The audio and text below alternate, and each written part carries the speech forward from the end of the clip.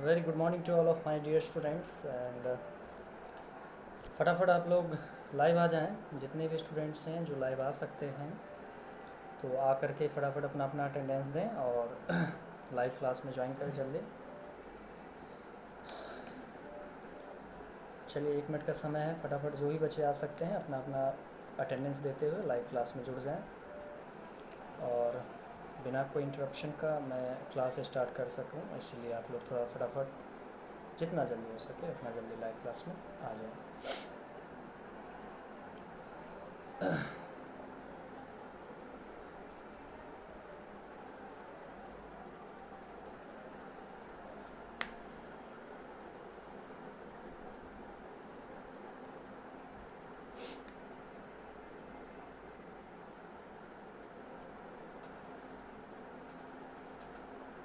Okay students, तो जो भी ऑनलाइन क्लास में आ गए उनका बहुत बहुत शुक्रिया। और अब मैं क्लास स्टार्ट करने जा रहा हूँ। तो कल हम लोगों ने जहाँ तक पढ़ा था, जो बैलेंस डाइट था, कंपोनेंट्स थे, ये सब के बारे में कल हम लोगों ने पढ़ा था। और आज बारी है डेफिशिएंसी डिजीज़ के बारे में जानने की। ठीक है, तो लेट्स स्टार्ट डेफिशिएंसी डिजीजेस। देखिए, कहता है we know that we eat different types of foods to remain healthy. जैसा कि हम सब जानते हैं, हम लोग डिफरेंट टाइप्स के भोजन खाना पसंद करते हैं और इसलिए खाते हैं क्योंकि इससे हमारा बॉडी फिट रहता है, हेल्दी रहता है, स्वस्थ रहता है। तो इसीलिए हम लोगों को हेल्दी फूड खाना आवश्यक है।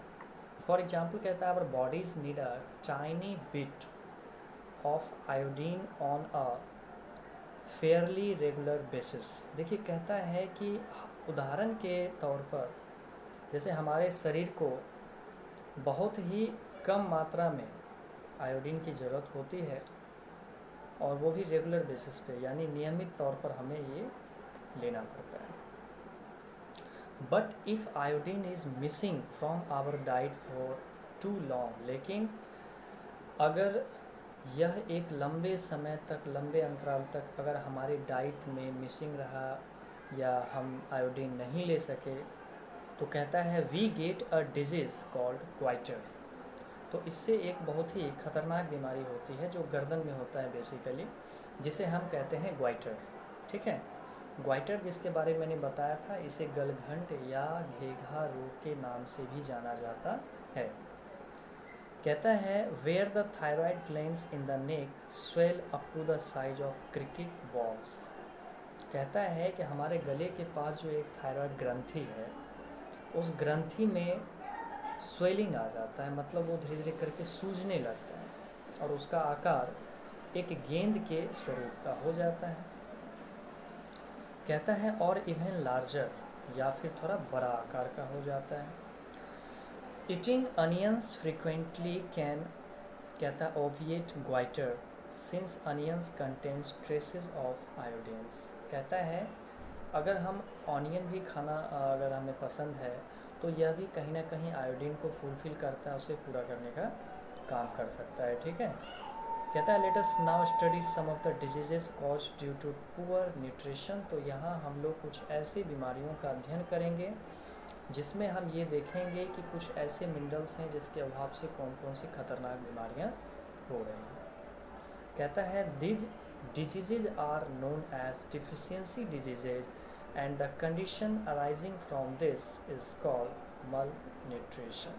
ठीक है, तो अगर डिफिशियंसी डिजीज़ हो रहा है, इसका मतलब है कहीं ना कहीं हमारे आहार में जो न्यूट्रिएंट्स हैं वो ज़रूरत से कम होते हैं, तो वो malnutrition है। ठीक है, यानी कि बहुत कम होना। ठीक है, अगर थोड़ा कम है तो वो अंडर न्यूट्रिशन है, और अगर न्यूट्रिशन अगर हम ज़्यादा ले रहे हैं ज़रूरत से ज़्यादा तो वो ओवर न्यूट्रिशन है। ठीक है, बट यहाँ चर्चा किया गया है मल न्यूट्रिशन का, यानी कि जो रिक्वायरमेंट्स है बॉडी का कि हमें कितना न्यूट्रिशन लेना चाहिए, कितना न्यूट्रिएंट्स हमारे बॉडी के लिए ज़रूरी है, सफिशेंट है, उससे हम बहुत कम लेते हैं। ठीक है, तो इससे जो होने वाली जो कुछ ऐसी बीमारियाँ हैं जो ख़ास तौर पर बच्चों में पाई जाती हैं, तो इसके बारे में अभी हम लोग चर्चा करेंगे। तो सबसे पहला है क्वाशियोर्कर। देखिए, क्वाशियोर्कर जो है एक डिफिशियंसी डिजीज़ है जो बेसिकली प्रोटीन्स के अभाव में, यानी हमारे भोजन में अगर प्रोटीन्स का अभाव हो जाए बच्चों के आहार में, तो यह बीमारी उनमें उत्पन्न हो जाता है। और कहता है it mainly develops when the child is not fed protein rich mother's milk and other carbohydrate rich food after 1 year of age. और ये जो क्वाशियोरकर नामक जो खतरनाक बीमारी है, यह मुख्य रूप से 1 वर्ष तक के बच्चों में हो सकता है अगर, देखिए इसका कंडीशन है, अगर उस बच्चे को जन्म के समय प्रोटीन युक्त माँ का दूध और कार्बोहाइड्रेट से संपूर्ण आहार ना दिया जाए, तो ऐसे बच्चों में जो मुख्य तौर पर 1 वर्ष या 1.5 वर्ष के होते हैं, उनमें यह एक बीमारी उत्पन्न हो जाता है, क्वाशियोरकर। अब देखिए क्वाशियोरकर के बारे में तो हम समझ लिए, लेकिन अब इसका कुछ सिम्टम है, इसका लक्षण है, तो इसके बारे में भी आपको जानना जरूरी है। आप कैसे पहचानेंगे कि उस बच्चे में क्वाशियोरकर नामक डिजीज़ है? तो आइए इसको जानने के लिए इसके कुछ लक्षण हैं जिसके बारे में हम लोग जानते हैं। देखिए कहता है the child becomes thin and weak. इस कंडीशन में जिन्हें बेसिकली क्वाशियोरकर से पीड़ित जो बच्चे होते हैं, वो अक्सर पतले दुबले और कमज़ोर होते हैं, है ना, बहुत ही वीक होते हैं। कहता है सेकेंड जो इसका सिम्टम है वो है the abdomen and other body parts become swollen. That means कि इनका जो पेट होता है और इनका दूसरा बॉडी पार्ट जो होता है, तो इसमें पेट जो होता है वो काफ़ी उभरा हुआ होता है, ठीक है, और दूसरे बॉडी पार्ट्स भी कुछ हद तक थोड़े से सूझे हुए लगते हैं, है ना। तीसरा जो इसका लक्षण है वो है skin becomes स्कैली and develops crack. That means कि इनके जो स्किन होते हैं वे थोड़े से स्कैली हो जाते हैं, मतलब एकदम वो फिसलदार जिसे हम कह सकते हैं, और डेवलप्स क्रैक्स, और उसमें जो है वो थोड़े थोड़े फट जाते हैं, ठीक है। उसके बाद जो इसका चौथा सिम्टम है वो है growth and brain development stops, मतलब इनकी वृद्धि रुक जाती है और इनके मस्तिष्क का विकास भी अवरुद्ध हो जाता है। और पांचवा जो इसका मुख्य लक्षण है वो है मसल्स स्टार्ट वेस्टिंग, मतलब इनके जो मसल्स होते हैं वो दिन ब दिन क्षीण होने लगते हैं, ठीक है, सिकुड़ने लगते हैं। तो ये सब जो आपने सिम्टम अभी जाना, अगर इस तरह का किसी भी प्रकार का लक्षण अगर 1 या 1.5 वर्ष तक के बच्चे में अगर आप देखें, तो आप ये अंदाज़ा लगा सकते हैं कि वह बच्चा क्वाशियोरकर नामक खतरनाक बीमारी से पीड़ित है, क्योंकि उस बच्चे को प्रोटीन युक्त माँ का दूध या फिर उसे कार्बोहाइड्रेट युक्त भोजन या आहार से वंचित रखा गया है। तो ऐसी स्थिति में वह बालक क्वाशियोरकर से पीड़ित हो सकता है। चलिए अब हम बढ़ते हैं प्रिवेंशन की ओर, यानी इसका रोकथाम कैसे करें, कैसे उस बच्चे को हम इस बीमारी से, इस खतरनाक बीमारी से हम बचा सकते हैं। देखिए जो प्रिवेंशन में कहा गया है the child should be given a protein rich diet, बहुत ही सिंपल है कि बच्चे में अगर प्रोटीन युक्त दूध नहीं दिया गया बच्चे को, तो उसे सबसे पहले वो मुहैया कराया जाए। उसके अलावा कहता है the diet should include soybean, यानी उस बच्चे के आहार में सोयाबीन को ऐड किया जाए, उसे पीनट्स पीस करके पिलाया जाए, व्हीट, ग्राम, चना, गेहूँ, जैगरी, शक्कर, और जो थोड़ी बहुत अगर प्रोटीन युक्त मीट या फिश का जो है कुछ अगर आहार उनमें ऐड किया जाए, तो हो सकता है उस बच्चे में यह बीमारी खत्म हो जाए। अब देखिए ये तो था क्वाशियोरकर। अब एक और ख़तरनाक बीमारी है जिसे हम मैरस्मस के नाम से जानते हैं। देखिए यह भी खास करके न्यूट्रिएंट्स के अभाव में ही यह बीमारी पनपता है, यानी मल न्यूट्रिशन कंडीशन में यह बीमारी हो सकता है। कहता है this disease is also caused by diet lacking in protein and carbohydrate. Same चीज़ है, इसमें भी प्रोटीन और कार्बोहाइड्रेट का अभाव होता है, तो बच्चे में मैरस्मस नामक बीमारी है, ऐसा आप अंदाज़ा लगा सकते हैं। It usually occurs in infants का मतलब होता है शिशु, less than a year of age, और यह बीमारी अक्सर 1 वर्ष से कम उम्र के बच्चे में पाया जाता है, ठीक है। देखिए क्वाशियोरकर बेसिकली 1 या 1.5 वर्ष तक के बच्चे में पाया जाता है, परंतु 1 वर्ष से कम उम्र के जो बच्चे होते हैं इसमें मैरस्मस नामक बीमारी होता है, और वह भी प्रोटीन और कार्बोहाइड्रेट यानी मुख्य जो मेन न्यूट्रिएंट्स हैं इसके अभाव से जो बीमारी होता है वो है बच्चों में। when the mother's milk is replaced too early by other foods which are lacking both in protein and carbohydrates। देखिए ऐसा क्यों होता है, यह बीमारी क्यों होता है। कहता है कि समय से पहले ही अगर बच्चे को माँ का स्तनपान नहीं कराया जाए और समय से पहले उसका दूध अगर हम उसको उसकी माँ से उसे हम पीने के लिए नहीं दें या फिर उसे ऐसा आहार दें जिसमें कि कार्बोहाइड्रेट और प्रोटीन का अभाव हो, तो वह बच्चा मेरस्मस नामक खतरनाक बीमारी का शिकार हो सकता है। ठीक है, अब देखिए इसके जो प्रमुख लक्षण हैं, जो मुख्य इसका जो सिम्टम है उसके बारे में जानते हैं। देखिए इसमें भी बच्चे जो होते हैं वो काफ़ी वीक और थीन होते हैं, पतले दुबले होते हैं, कमज़ोर होते हैं। कहता है लिम्स स्टार्ट थिनिंग, इनकी जो हड्डियां होती हैं वो बिल्कुल पतले हो जाते हैं। रिब्स बिकम प्रोमिनेंट, जो इनके रिब्स होते हैं वो बिल्कुल प्रोमिनेंट हो जाते हैं, मतलब उनका एक सही आकार नहीं रह जाता है, सिकुड़ जाता है।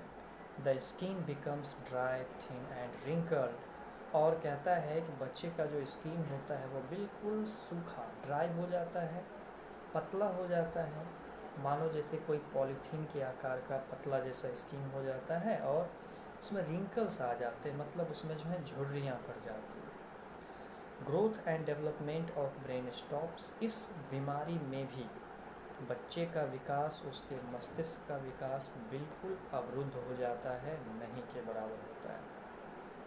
और एक प्रमुख लक्षण बच्चे में एक खास और बीमारी का पहचान जो है वो मेरस्मस को दर्शाता है। अगर डायरिया, आपने नाम सुना होगा, बच्चे में अक्सर डायरिया की शिकायत रहती है, बच्चे को डायरिया हो गया, बार बार उसे लूज मोशन होना, है ना, तो ये जो है डायरिया का लक्षण है। और डायरिया है तो डायरिया कंडीशन से भी मेरस्मस नामक खतरनाक बीमारी हो सकती है। इसलिए बच्चे को जितना जल्दी हो सके डायरिया का उपचार कराना चाहिए और उसे टाइम टू टाइम ORS का घोल वगैरह सब देना चाहिए, या फिर जो डॉक्टर प्रिस्क्राइब करते हैं मेडिसिन वो उसे देनी चाहिए।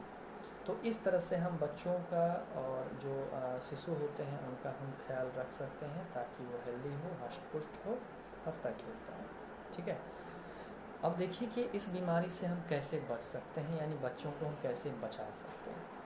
कहता है the child should be provided with protein and carbohydrates rich diet, यानी बच्चे को सबसे पहले तो आपको प्रोटीन और कार्बोहाइड्रेट युक्त आहार मुहैया करानी चाहिए।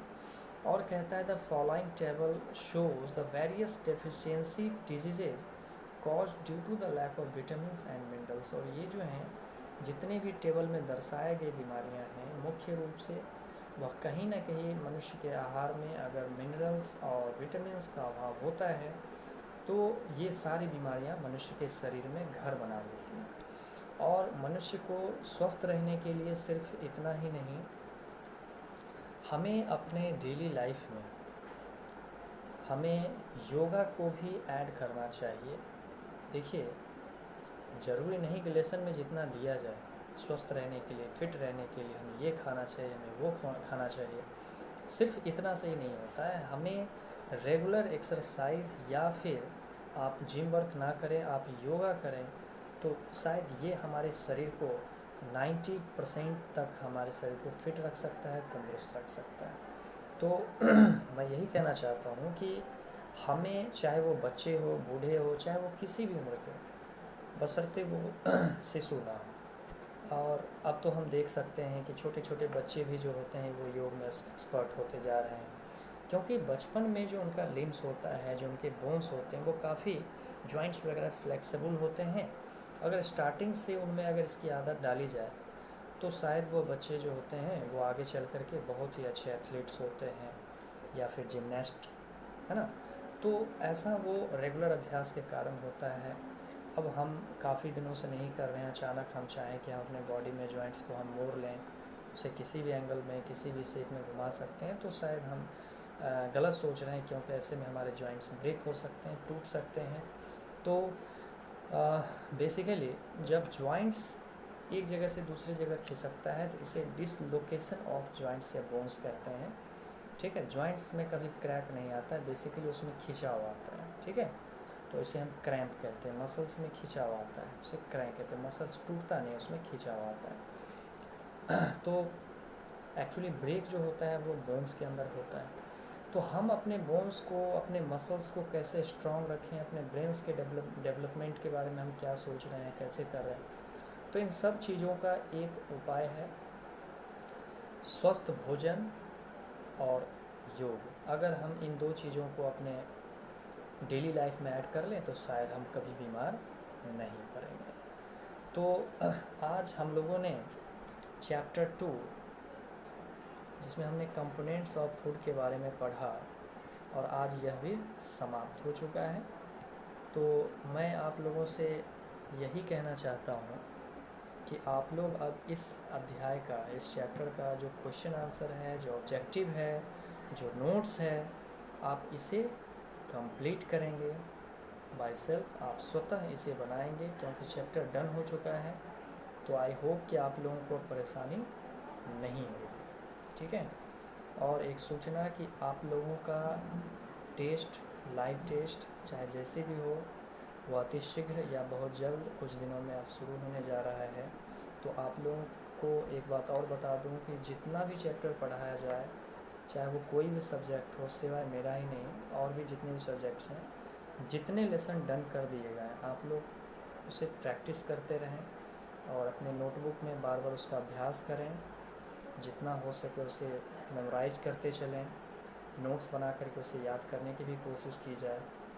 तो शायद आप बहुत अच्छा स्कोर कर सकते हैं, ठीक है। शायद नहीं, 100% श्योर हैं कि अगर आप मेहनत करेंगे तो अच्छा ही रिजल्ट आएगा। तो ठीक है, आप लोग मेहनत करते रहें और बाकी हम लोगों का प्रयास भी जारी है। और आप लोगों के सहयोग के लिए बहुत बहुत धन्यवाद। आज के लिए इतना ही।